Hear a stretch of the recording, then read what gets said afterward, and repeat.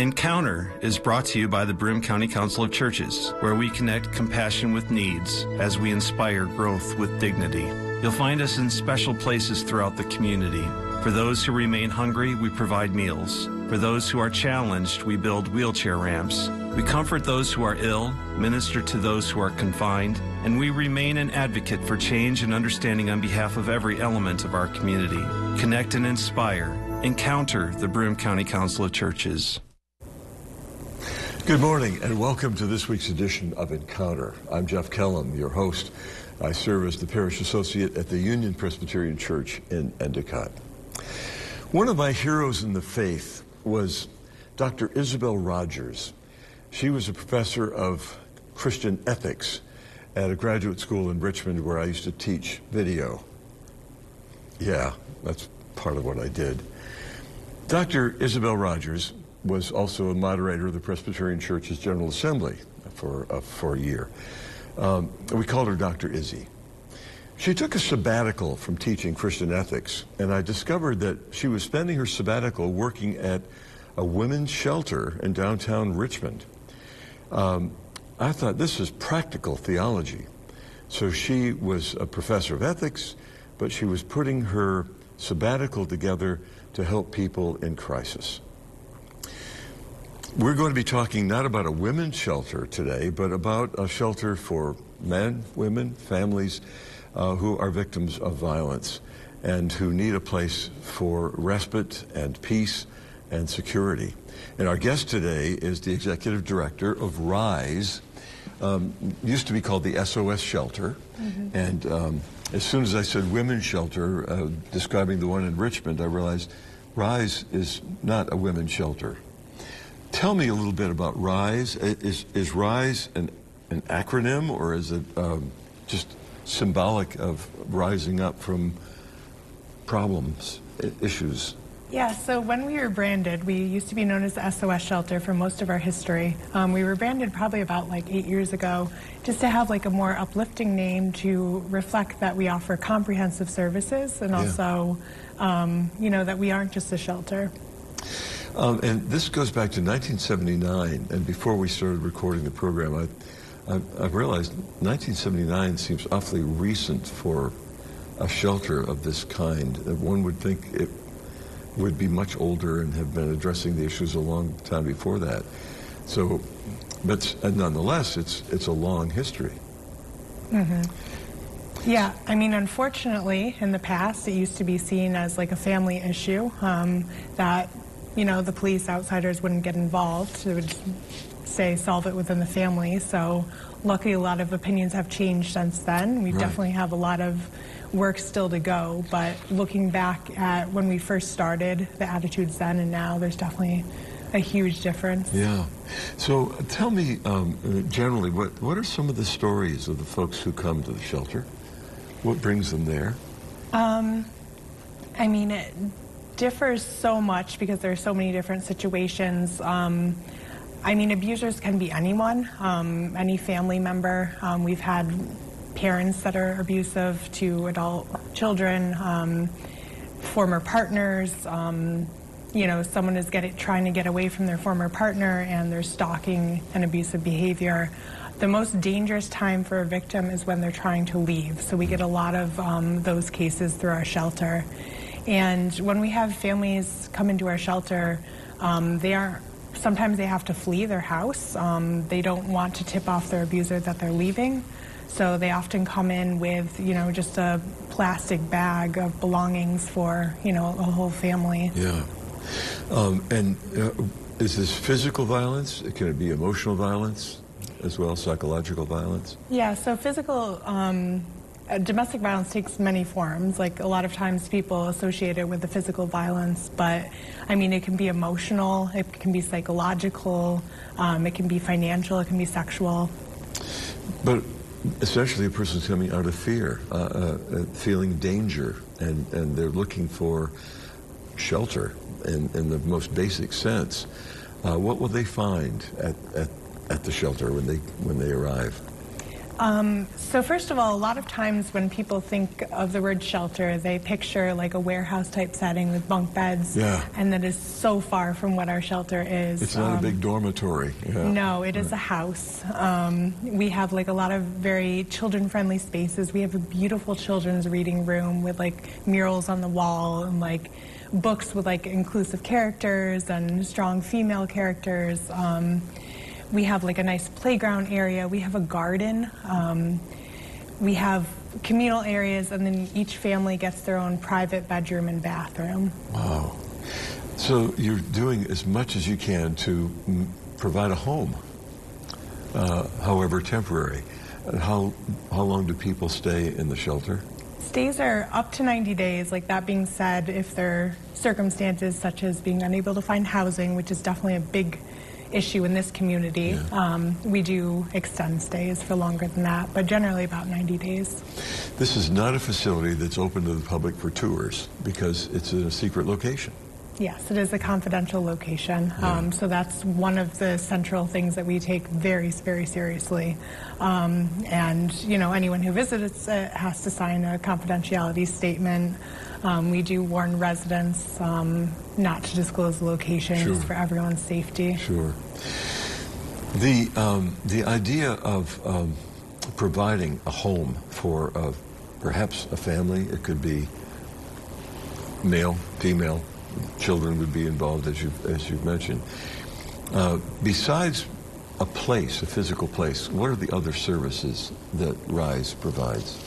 Yeah, so we do provide comprehensive services. So in addition to the shelter component, we also have a non-residential program that we offer to victims who are out in the community who may not need or want shelter. So that includes our advocacy services and our counseling services, as well as like community education. So advocacy services, we have 5 advocates that work out of various entry points in Broome County. We have 2 at local police departments. We have 2 at Child Protective Services, and then we have 1 at Family Court. So as victims enter through those spheres, they can actually be hooked up with an advocate, and the advocate can help with a lot of different concerns. They can help with safety planning. They can help with filing family offense petitions for orders of protection. And if there's involvement with family court, they'll help throughout the whole process. Every court, provide court accompaniment, provide like information about what's going on, which can be very helpful because a lot of times it can be very alienating for people. Yeah. And then the advocates also provide like referrals to different community resources. Obviously we can't provide everything. So we are very knowledgeable about like different resources in Broome County so that we can like refer people out and get them connected with services that can really benefit them and their family. Ordinarily, when I think of advocacy, I'm thinking of taking the message to the public to advocate for. But you're talking about personal advocates who will help each individual through the court system or with the police department. Mm-hmm. And I mean, one of the parts of being a victim is that you've been alienated, your voice has been taken from you.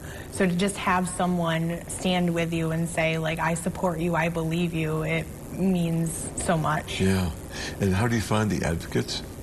Is there special training for them, or are these folks who are just playing the normal role within the family court or within the police department? Yeah, so, I mean, like, just the way we find all our staff, we like post job announcements, and we do have like some intensive training, like shadowing with current staff to get used to the role. Yeah. So besides advocacy, you also provide counseling, and the counseling is on different levels. Well, maybe rather than try to guess what they are, let me ask you what those levels of counseling are. How do you work with the victims and the whole famay? Yeah, so we provide, if that's the case, yeah. Yeah, we provide individual and group counseling for adult victims.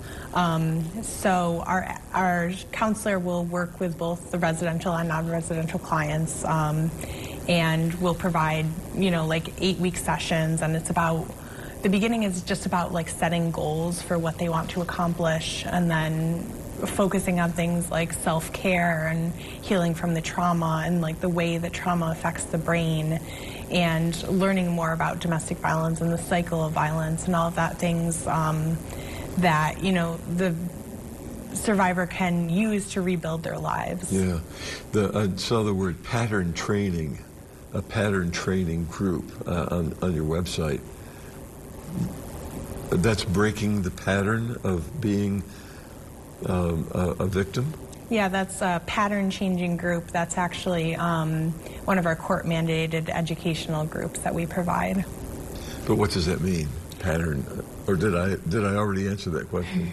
Yeah, it's basically, it's learning about the cycle of violence and how basically you can overcome that. Right. And then the therapeutic counseling group, how does that differ?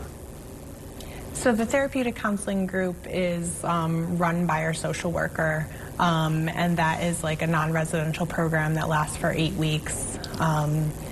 So it's more of a therapeutic group, whereas the other one is educational. Right. And are there counselors for children too? We just do counseling for adults. Oh, okay. The shelter, of course, tell me about the staff. How many folks are there working full-time or part-time or as volunteers? Yeah, so the agency as a whole, we have about like 18 staff members. The shelter is probably about 7, and the shelter is staffed 24 hours a day. So, you know, we always have to have someone there to answer the hotline, assist residents. So it's very important. Our administrative building with our non-residential services, that operates during business hours, like Monday to Friday, 8:30 to 4:30. Right. And again, tell me about the training of the staff members, or even the volunteers.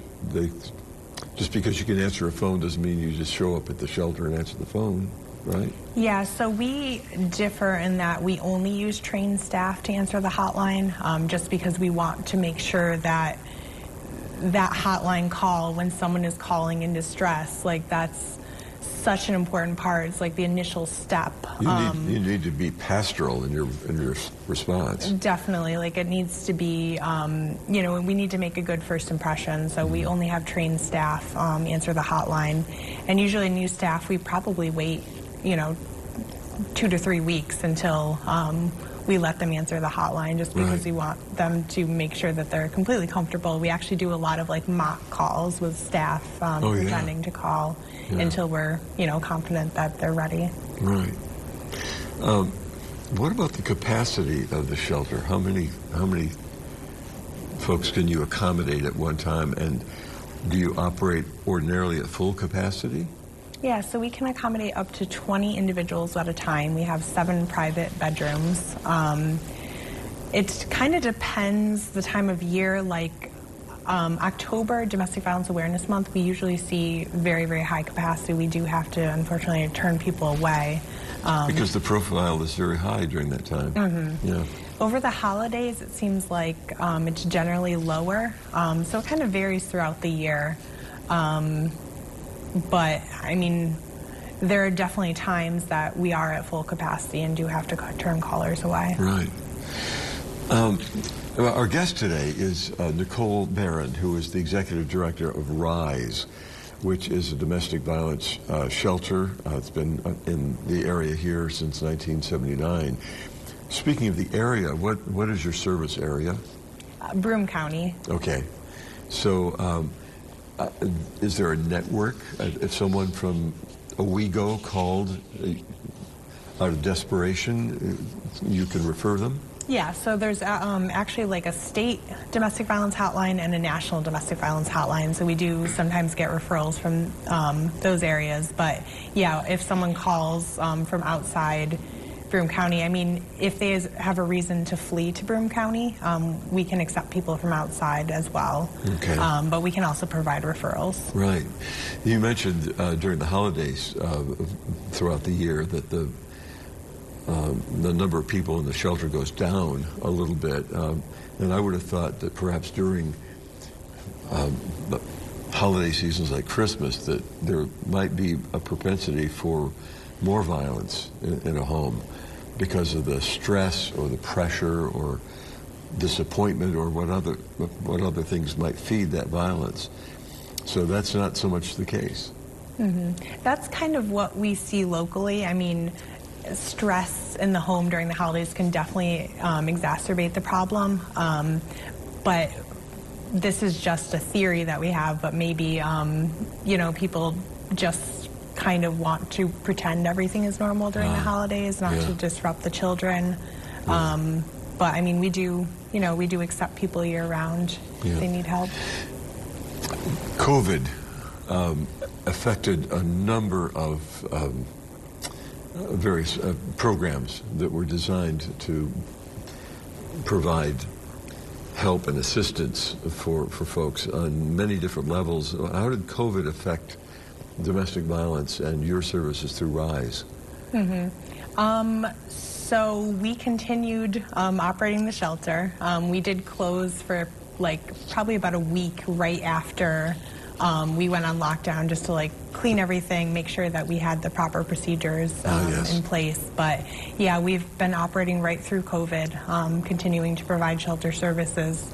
Our non-residential services, and actually still are, kind of doing it on the victim's comfort level. If they want to come in and do it in person, we also rely a lot on virtual technology if that's what they want to do, using a video call or texting to stay in contact with clients. Did the level of domestic violence, at least as you perceive it, did that rise during the height of COVID? We're actually still seeing the effects of it. It's definitely a different world compared to pre-pandemic.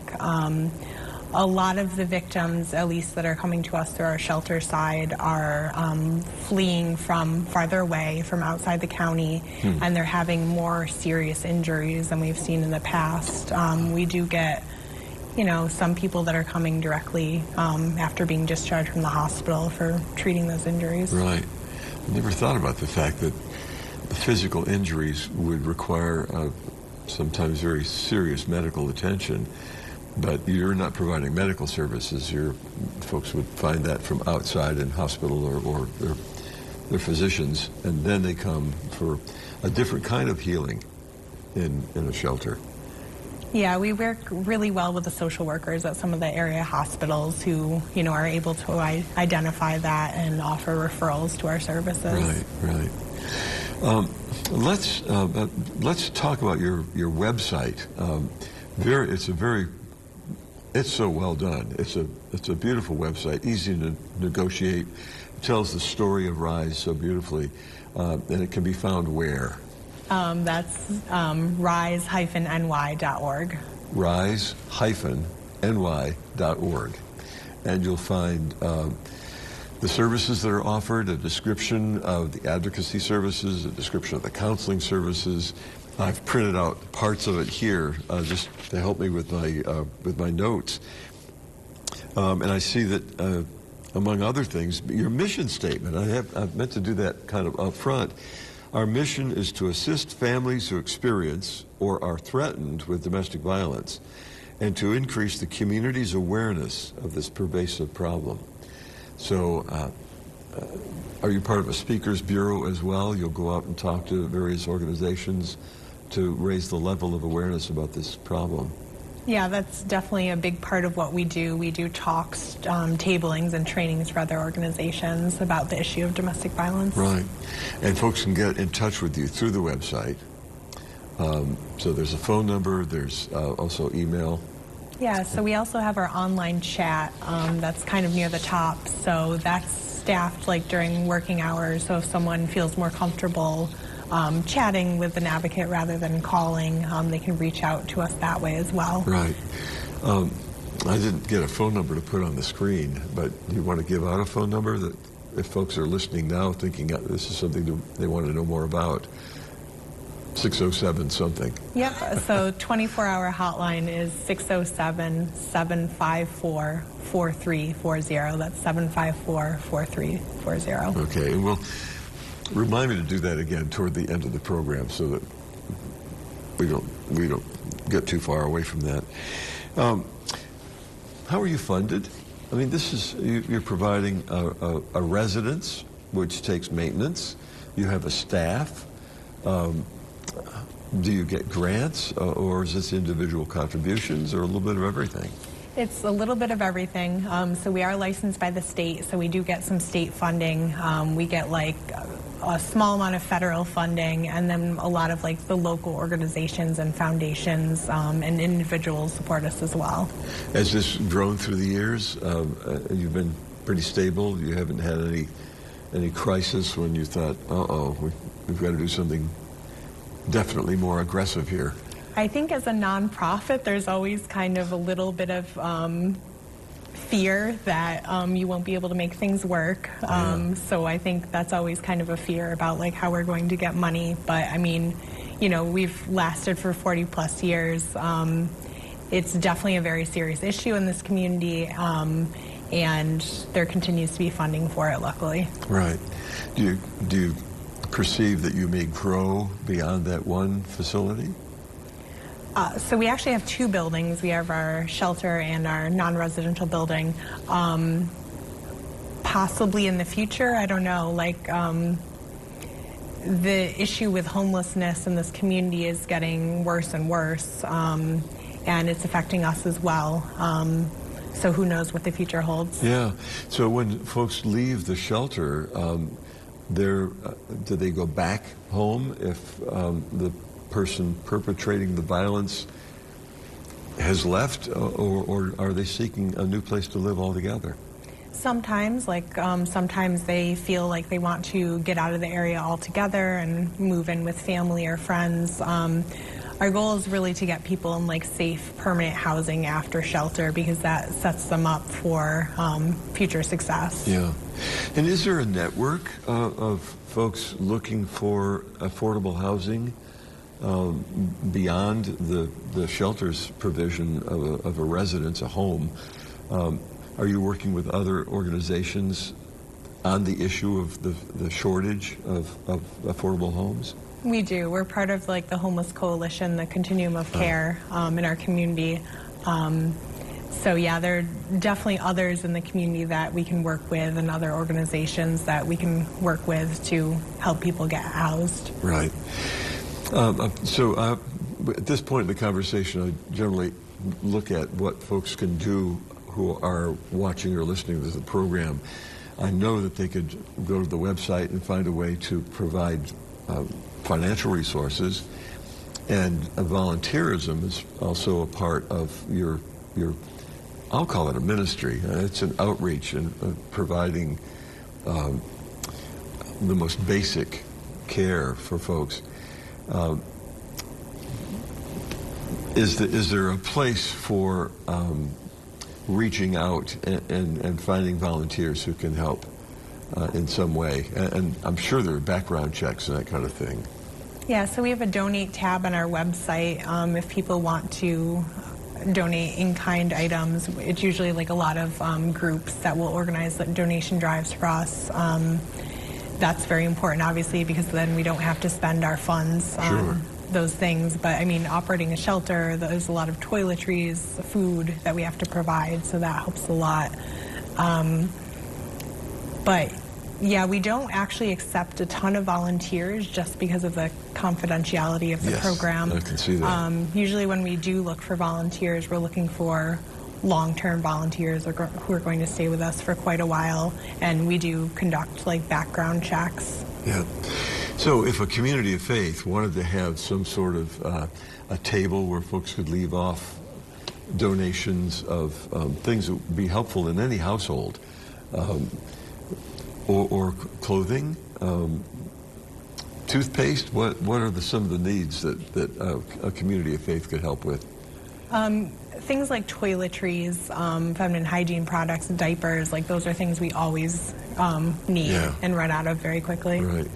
What brings you to this work? You grew up in this community, and what is your background? So I actually went to school out of the area. I have a master's from Syracuse University in Child and Family Health in the global community. So I actually worked in Southeastern Africa prior to coming here. I worked in the nonprofit field, working with like women and children. So I, wanted to relocate back to this community. Have always been very passionate about issues affecting women and families. So found myself at Rise, and I've been here about 5 years. 5 years, wow. What have you learned? So much. It's definitely like, it's definitely a job where every day is different. You never know what's going to happen in that day. Yeah. It's very fast-paced. It's interesting. And when you go home at night, can you leave the thought of domestic violence at the shelter, or is this something that is hard to separate yourself from? So I personally am on call about once every 3 weeks, so there's some times that I can't leave it. But I mean, we do try to treat like self-care in our field very seriously, because it can lead to burnout and secondary trauma, just being exposed to this every day. Sure. So we do, try to offer different self-care things to our staff and different like morale building activities and things that we can do as a team. Yes. Our guest today has been the executive director of RISE. It was known as the SOS Shelter some time ago, but it was, as it said in the industry, rebranded. So it's now called RISE. And Nicole Barren is the executive director. Thank you for the work that you do. Let's give that phone number one more time. Yeah, so that is 607-754-4340. And give it another time, just in case folks are... 607-754-4340. Okay. And the website is on your screen right now, but for the radio audience, it's www.rise-newyork.org. So it's rise-newyork.org. Are there other Rises around? Yes, there is, I think it's do hot air balloon type activities in New York City, so that's not us. Yeah, so we do have to be careful to put that hyphen New York in there to make sure that it's okay. So again, Nicole, thank you so much for the work that you do and the volunteers and the professionals at RISE. Advocacy and counseling and shelter, but yes, a home and respite and peace. Thank you for joining us for the Encounter program, produced in cooperation with the Broome County Council of Churches, and our thanks to WBNG TV for the recording facilities here in the studio, and to the Town Square media stations for playing the audio track of the Encounter program. I'm Jeff Kellam, hoping that you'll have a good Christmas season. If we rerun this program, then we'll edit out that Christmas part. But I hope that in the meantime, before we see you again, you will remember to be gentle with people and with yourself.